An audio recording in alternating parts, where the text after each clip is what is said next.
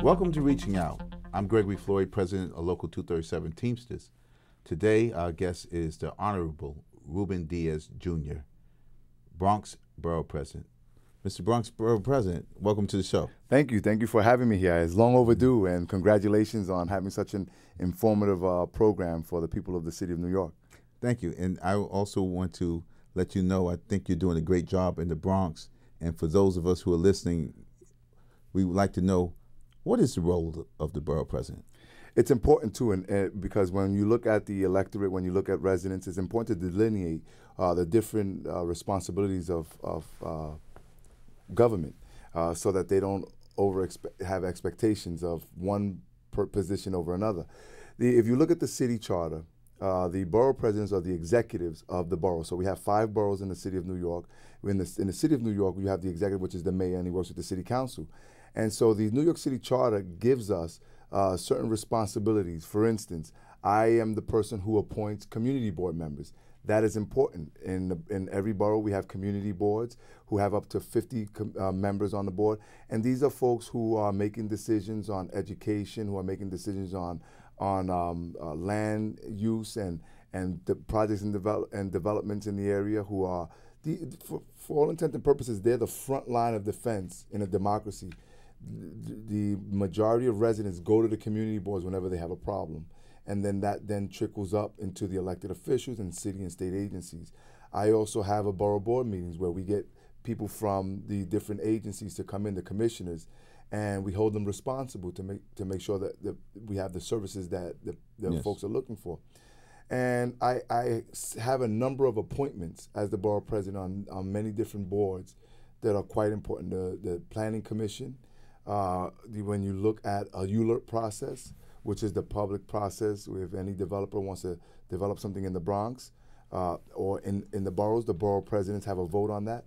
IDA, the industrial development agencies, where if you're looking for tax-exempt dollars or bonding for your development, you come to us. So the borough presidents are important and they're needed.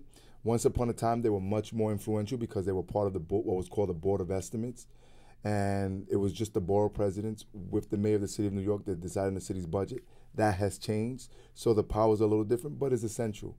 And I'm honored and happy that for the last year and a half, we've been able to do good work. We had a conversation before the broadcast started, and we were talking about the hip-hop community, and you had brought up the points. Give me the 5 points that you brought up again. Well, the hip-hop community, first of all, hip-hop it was born in the Bronx, Yes. right?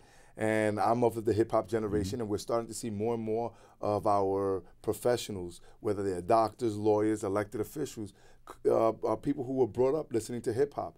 And hip-hop has been a global phenom that has taken over so many different industries.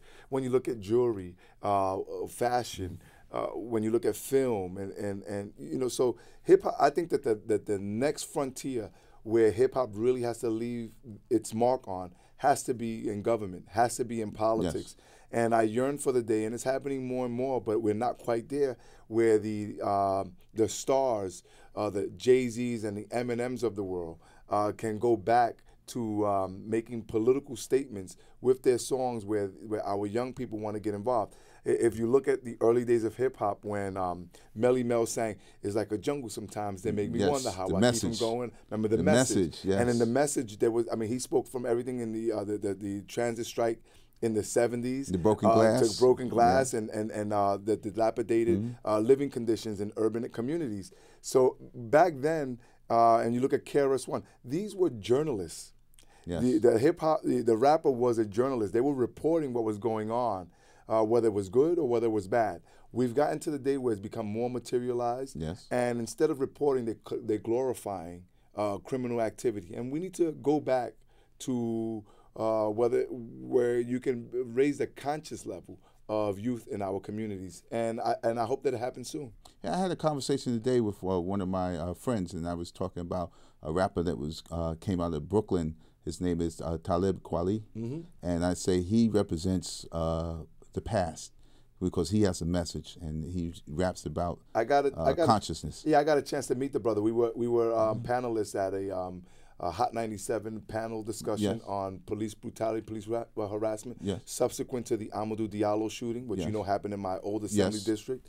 And individuals like him and Carmen, who I was panelist also at the Lincoln Center, where we spoke about the state of Black and Latino men as it pertains to education. So these are all conscientious rappers, and they're doing well, and these are the folks that we have to start promoting and listening to.